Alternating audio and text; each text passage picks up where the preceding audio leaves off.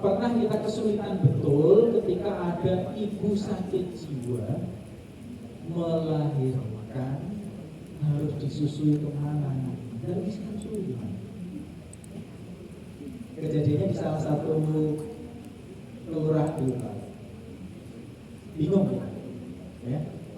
Ibunya sakit jiwa, kok masih bisa hamil ya? Kenapa kok hamil gitu ya? Kenapa nggak dilakukan edukasi? Apa suaminya juga nggak ngerti gitu ya? Jadi ini jadi masalah juga. Nanti bagaimana pola asuh ke depan? Gimana nggak gizi buruk? Gimana nggak stunting? Ya, kalau masalah dengan itu. Udah sakit jiwa, lalu mati ya Pak? Kayaknya dikasih obat tidur. Sampai bapak itu takut nggak ngerti suaminya. Saya cepat saja, ini saya lewatin saja.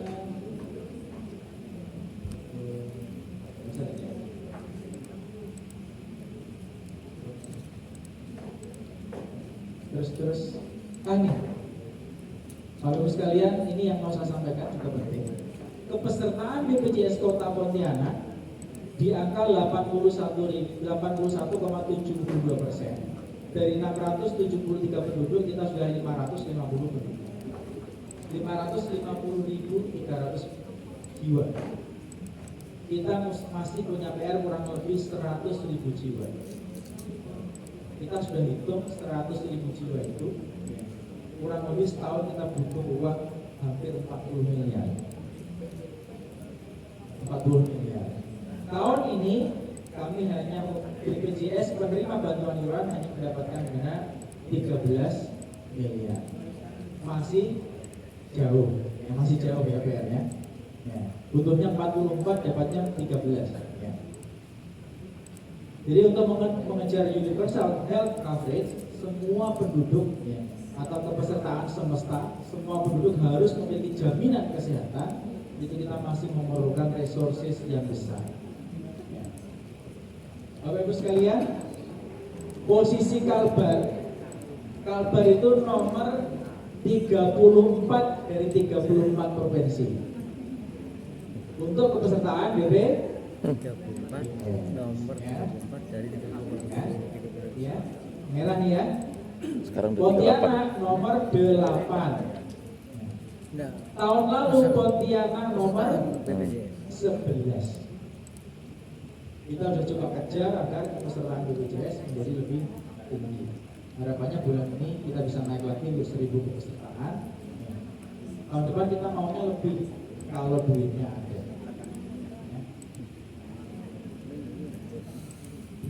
Bapak Ibu sekalian, segitu. BPJS ada dua jenis, PBI APBN, penerima bantuan iuran dari APBN dari pemerintah pusat, dan PBI APBD. PBI APBD kita bisa kontrol Bapak Ibu, jumlahnya siapa karena di SK-kan oleh wali kota. Tapi yang berat adalah PBI APBN. Tiba-tiba bulan lalu kita dipotong 5.000 penduduknya yang siapa? Tiba-tiba nggak aktif. Kemudian 5.000 yang dipotong oleh pusat itu dialihkan kemana? Itu kita susah karena semua database itu ada di sana. Seperti minggu ini ada salah satu mantan pasien bansos ya datang ke tempat saya. Pak, saya ini punya BPJS PBI, tapi saya tidak dapat PKH, saya tidak dapat beras miskin. Padahal kan saya sudah masuk data orang miskin. Ini juga jadi PR kita bersama. Saya jawabnya juga, mohon maaf Pak, itu bukan kewenangan kami. Kewenangan kami kalau masyarakat betul-betul miskin, kita ikutkan kepesertaan BPJS PBI. Tapi kalau PKH, raskin, dan program sosial yang lain, bedah rumah itu bukan kapasitas kami. Saya jawabnya seperti itu, sesuai dengan kewenangan. Silakan mungkin bisa bertanya ke dinas sosial atau instansi yang berwenang lain. Itu ya, teman saya. Tidak bisa jawabnya. Ya? Oh ya, ini mau habis nih, dikit lagi. Ya, nah, ini kepesertaan BPJS PBI kita, alhamdulillah dari 76% sampai bulan Agustus September ini sudah 81,75.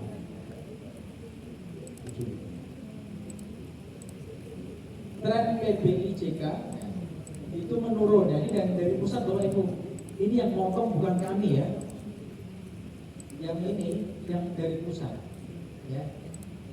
Naik dari 109.000 yang ditanggung menjadi 129.000. Ini kesininya turun, naik 130.000, ini turun dari 128.000. 2.000-nya dipotong. Yang dipotong siapa? Nah itu kita tidak bisa akses. Kesulitan akses sekarang memang dalamnya di pusat. Kalau PBI alhamdulillah kita trennya naik ya Pak Ibu. Terakhir di September kepesertaan kita yang ditanggung oleh APBD 30. Nggak bisa diakses. Makanya kita dorong nanti Ya, kalau ada potongan-potongan dari pusat. tidak mampu segera agar nanti di Yang BPJS yang bulan depan iuran. Nah ini ya, udah lewat ya. Harus tanggal 20-an bisa kita Yang ajukan untuk mandiri. masuk ke pesertaan bulan berikutnya. Karena prosesnya sebulan. Ya, seperti itu. Sakit juga Ini banyak, sakit penyerapan juga banyak. kami. Uangnya cuma 13 miliar. Ini sisa 3 Seperti bulan. kita kan ASN dan kasus kan iuran. Potong gaji. langsung haruslah. Ini kita lewatin saja.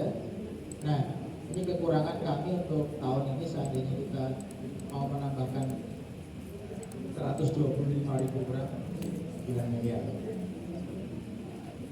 Nah, Bapak Ibu sekalian, kesimpulannya, jadi permasalahan rumah sakit termasuk di Kota Pontianak sama ya terkait dengan rujukan dan disparitas kompetensi layanan akibat belum beradanya sarana prasarana alat kesehatan serta sumber daya yang ada di rumah sakit. Kemudian perlu adanya optimalisasi sisi rute belum semua rumah sakit tertib melaksanakan. Kemudian juga kita sedang melakukan transformasi sistem rujukan khususnya penyakit katastrofik. Baik, demikian yang dapat kami sampaikan, Bapak Ibu sekalian. Terima kasih atas perhatian. Mohon maaf atas segala kekurangan. Assalamualaikum warahmatullahi wabarakatuh. Terima kasih kepada Bapak Rizky. Kita beri aplaus dulu untuk narasumber kita. Baik, para hadirin, Bapak Ibu yang kami hormati, kami buka sesi tanya jawab untuk Bapak Rizky terkait dengan yang tadi sudah Bapak sampaikan ya, sistem rujukan, kemudian mungkin terkait dengan BPJS dan lain-lain. Silahkan.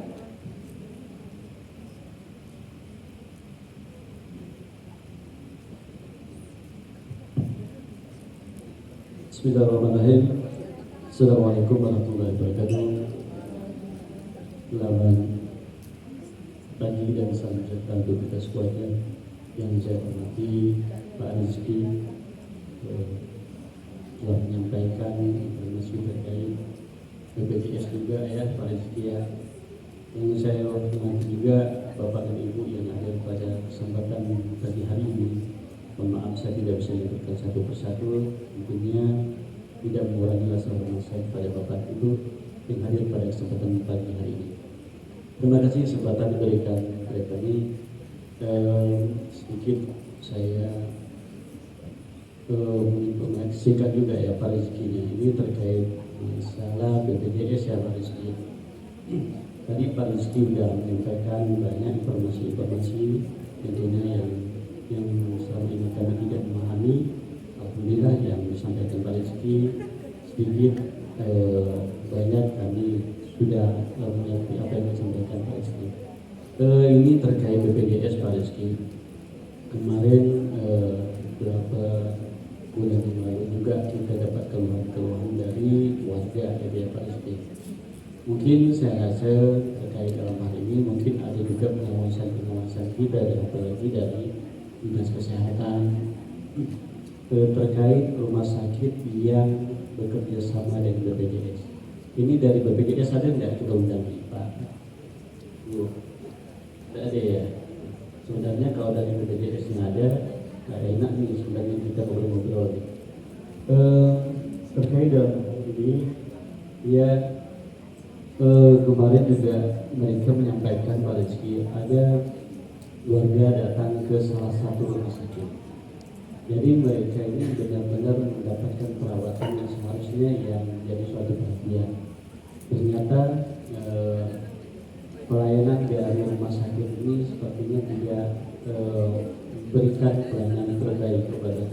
warga kita ini. Akhirnya mereka sempat tidak diterima di rumah sakit tersebut, mengatakan bahwa yang pertama ditanyakan oleh petugas kita ini Pak Rizky, mereka menanyakan ke Bapak ini pakai BPJS atau tidak, pakai BPJS atau enggak. Disampaikan bahwa pakai BPJS, ternyata ditolak, tidak diterima dalam pelayanan itu. Mungkin saya rasa dari kita bisa memberikan suatu pengawasan kepada salah satu rumah sakit yang bekerja sama masalah BPJS. Itu pertama. Yang kedua, ini sebenarnya sasarannya ke BPJS juga ya. Ini kemarin juga baru-baru juga Pak Rizky ada warga kita juga sih, mereka mendapatkan kelas misalnya perawat inap di salah satu rumah sakit, kelasnya kelas 3. Mereka sempat menanyakan apakah ini kami ini kelas 3 kalau di PIK rawat inap apakah menambah biaya atau tidak. Itu sebenarnya perlu penjelasan juga dari BPJS juga, karena ini mereka kan sudah bayar. Mereka menanyakan juga Pak kepada kita, hasil ikan bayar itu larinya kemana sih? Apa sih seharusnya yang dapat tanggungan dari BPJS? Ini sebenarnya perlu jadi dapat penjelasan dari BPJS. Mungkin sekilas itu sementara Pak Rizky yang dapat saya sampaikan. Mungkin di lain hal kita bisa koordinasikan lagi ya Pak Rizky. Terima kasih yang dapat disampaikan kepada kami. Mohon maaf. Wabillahi taufiq wal hidayah. Assalamualaikum warahmatullahi wabarakatuh. Baik, terima kasih Bapak. Selanjutnya kami persilahkan untuk Bapak Rizky untuk menanggapi pertanyaan tersebut. Baik, terima kasih atas pertanyaannya yang disampaikan oleh Pak Agung. Yang pertama terkait dengan pelayanan rumah sakit yang bekerjasama dengan BPJS. Jadi tadi seperti yang saya sampaikan, rumah sakit itu adalah sebuah usaha yang complicated, padat modal, padat karya, padat teknologi, padat masalah. Itu ciri konsep bisnis rumah sakit. Jadi ketika kita mau mendirikan rumah sakit, kita harus sudah siap dengan 4 konsekuensi tersebut. Ya, padat modal, duitnya banyak, alatnya mahal-mahal, bayar spesialis juga mahal, gedungnya mahal. Gedungnya nggak sederhana sih Bapak Ibu. Sistem pencahayaan, tata udara, oksigen, fire alarm, smoke detector, dan sebagainya semua harus terpasang dengan baik. Satu jaringan bermasalah bisa berpengaruh terhadap yang lain. Jadi itu. Jadi rumah sakit padat karya, padat modal, padat teknologi, dan padat masalah. Oleh karena itu, manajemen rumah sakit sejak awal perlu memahami bahwa tantangan-tantangan ini harus dijawab dengan manajemen rumah sakit yang baik, ya, manajemen yang baik, sehingga service excellence bisa diberikan kepada masyarakat. Salah satu aspek yang paling berpengaruh terhadap pelayanan rumah sakit adalah sumber daya manusia, khususnya dari aspek etika layanan. Jadi Bapak Ibu sekalian, tidak dimanapun layanannya, perlu saya tegaskan, SDM itu tidak cukup pengetahuannya bagus, knowledge-nya bagus, skill-nya memadai, experience, pengalaman jam terbangnya baik, tapi etika profesi, etika layanan itu sebenarnya menjadi salah satu poin yang paling penting untuk di pelayanan kesehatan. Kita di Indonesia, pelayanan dengan rumah sakit di seberang, di Kucing dan sebagainya, SOP terapinya obat sama, tetapi karena hospitality, keramahan, ya memanusiakan manusia, hubungan antar manusia itu menjadi titik kelebihan bersama, sehingga orang merasa nyaman dulu nih terhadap pelayanan yang diberikan di sini. Padahal sama sebenarnya. Jadi menjadi PR kita bersama karena hospitality, keramahan, etika profesi, etika pelayanan belum jadi budaya di tempat kita. Tentu nanti ini akan menjadi evaluasi. Nanti kami akan rapat dengan BPJS. Kita rapat berkala Pak Yatim. Kita ada rapat bulanan dengan BPJS. Nanti ini kita sampaikan pada saat proses kredensialing. Nanti ini akan menjadi catatan, termasuk pada saat kami visitasi perpanjangan izin rumah sakit atau rumah sakit baru. Biasanya kami tekankan sejak awal. Kalau ada yang sifatnya harus tindakan korektif karena memang kesalahannya fatal, kita biasanya berlangsung menyurati. Bulan lalu salah satu rumah sakit besar di Kota Pontianak kami surati karena salah satu pasiennya mengadu atas layanan yang diberikan. Selain mengadu kepada manajemen, juga mengadu ke dinas kesehatan. Jadi kami sudah tindak lanjuti, kami sudah surati, kami sudah jawab emailnya. Bahkan kami minta laporan lengkap dari rumah sakit terkait tindak lanjut temuan tadi. Itu komitmennya sudah diselesaikan, kalau sudah selesai. Ya. Karena ada beberapa kasus yang sifatnya fatal, bukan administratif, sudah sampai ke ranah hukum karena menganggap adanya mall praktek di rumah sakit. Ini yang tentu tidak kita inginkan. Ada pasien yang menuntut 1 miliar dan sebagainya di rumah sakit. Jadi itu tidak kita harapkan. Tidak kita harapkan terjadi. Ya seperti itu. Itu yang pertama. Kemudian yang kedua terkait dengan rawat inap. Ya, sepanjang sepengetahuan saya Bapak Ibu, ya pasien kelas 3 seandainya tidak ada ruangan penuh kelas 3-nya boleh naik kelas. Ketika dia naik kelas, maka selisih biaya ruangan saja yang menjadi tanggungan yang bersangkutan dengan nanti menandatangani surat pernyataan. Tetapi setahu saya maksimal naik kelasnya adalah kelas 1. Gak bisa kelas 3 naik ke VIP, gak bisa. Ya, jadi gak bisa. Berarti modus itu ya. Kenapa kalau Anda mampu gak pilih BPJS kelas 1 atau kelas 2, kalau pilihnya kelas 3, jadi biar dapat murah kan gitu ya, 37.500 gitu ya. Jadi seperti itu. Jadi boleh naik kelas, tapi selisih biayanya ya ditanggung oleh yang bersangkutan. Kalau kelas 3 maksimal naik, pengetahuan saya sampai kelas 1. Tapi kalau kelas 1 ya, saya kemarin pernah di rumah sakit pemerintah karena penuh ruang kelas 1-nya penuh, saya naik VIP masih bisa Pak, tapi saya membayar selisih ya, selisih biaya kamarnya saja, tapi obatnya terapinya semua sama. Jadi akomodasi yang membedakan Pak ya, yang membedakan akomodasinya. Jadi mungkin itu terkait dengan dua pertanyaan yang ditanyakan oleh Pak Yatim. Seandainya ada yang kurang jelas nanti boleh kita diskusikan kembali. Terima kasih. Baik, terima kasih Pak Rizky. Pada Bapak Ibu yang ingin bertanya, dipersilakan. Mungkin dari rumah sakit terkait sistem rujukan, dari PMB, teman-teman klinik, dipersilakan ya.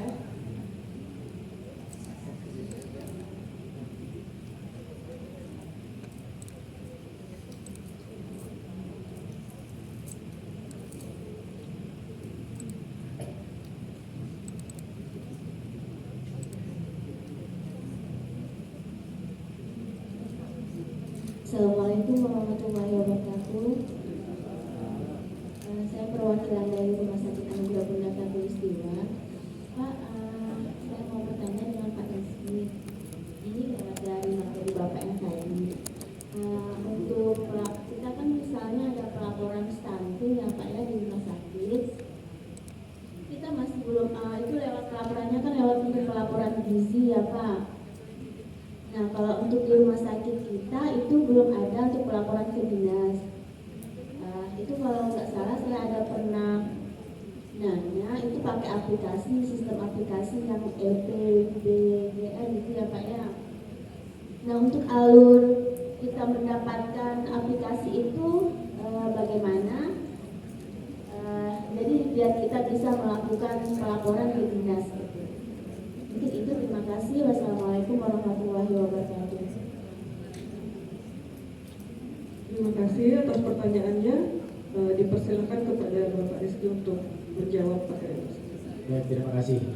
Yang pertama saya sampaikan, di dalam organisasi pelayanan kesehatan kita mengenal namanya adanya FKTP, fasilitas kesehatan tingkat pertama. Di situ ada puskesmas, klinik, dan dokter praktek mandiri. Yang kedua kita mengenal namanya FKRTL, fasilitas kesehatan rujukan tingkat lanjut atau rumah sakit, baik tingkat sekunder maupun tersier. Nah, untuk yang memiliki kewenangan dan asas pertanggungjawaban wilayah itu adalah puskesmas. Ya, puskesmas memiliki kewajiban melakukan pembinaan jaringan dan jejaring puskesmas di wilayah kerjanya. Kalau rumah sakit tidak memiliki wilayah kerja, kalau puskesmas memiliki wilayah kerja, kelurahan mana, RT mana, RW mana, ya, itu wilayah kerjanya. Dan di dalam wilayah kerja puskesmas ada namanya jejaring layanan. Berarti semua rumah sakit, klinik, apotek, optik, toko obat, dokter praktek mandiri, posyandu dan sebagainya itu bagian dari jejaring layanan puskesmas.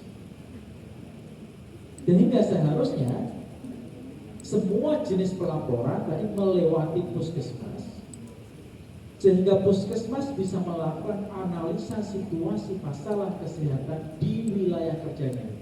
Oh, masalah kesehatan di tempat saya ini, 10 penyakit terbesarnya ini, angka kematian terbesar adalah ini. Jadi seperti itu, Bu.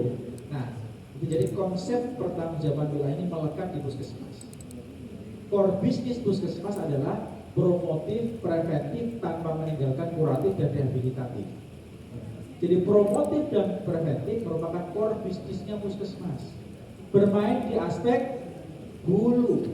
Beda dengan rumah sakit. Rumah sakit itu orang sudah sakit, orang sudah kecelakaan, orang sudah kanker baru ke rumah sakit. Sehingga core bisnisnya rumah sakit adalah kuratif dan rehabilitatif, pengobatan dan penyembuhan untuk mencegah kecacatan dan kematian.